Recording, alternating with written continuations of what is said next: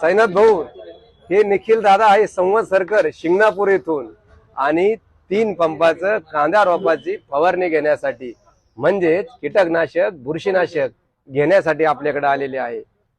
रोप टाकलं आणि रोप टाकताना त्याला यारकर आणि गुगली 14-35-14 आणि ट्रायकोडर्मा तुम्ही खाली टाकलं होतं आणि रोप टाकल्यानंतर 6व्या दिवशी फार मोठा पाऊस झाला आणि त्याच दिवशी दुसऱ्या दिवशी सकाळी तुमचा फोन आला की आपलं रोप जाणार, रोप आता येणार नाही।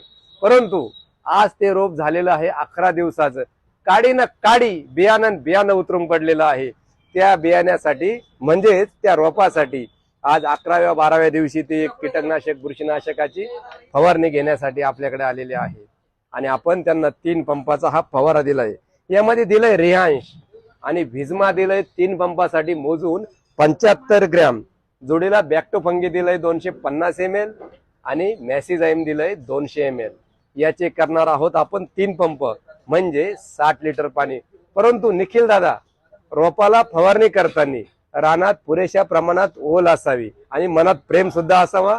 रानात ओल मनात प्रेम या 2 गोष्टी अत्यंत महत्वाच्या आहे। आणि तिसरा महत्वाचा विषय, समस्या ही रोपाच्या पाठीवर नाही, समस्या ही जमिनीच्या पोटात असते। म्हणजे फवारणी करताना दिलेल्या 60 लिटर पाण्याचं एकसारखं आच्छादन जमिनीच्या पृष्ठभागावर व्हावं हा त्या मागचा हेतू आहे। निश्चित 4 दिवसांनी रोप एकदम जोमदार वाढ, मान जाड आणि पांढरी मुळी जोमाने वाढलेली तुम्हाला दिसेल।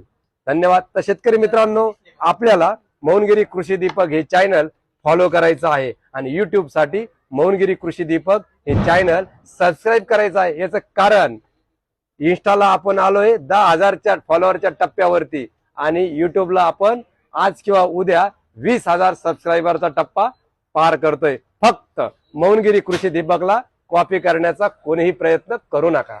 धन्यवाद।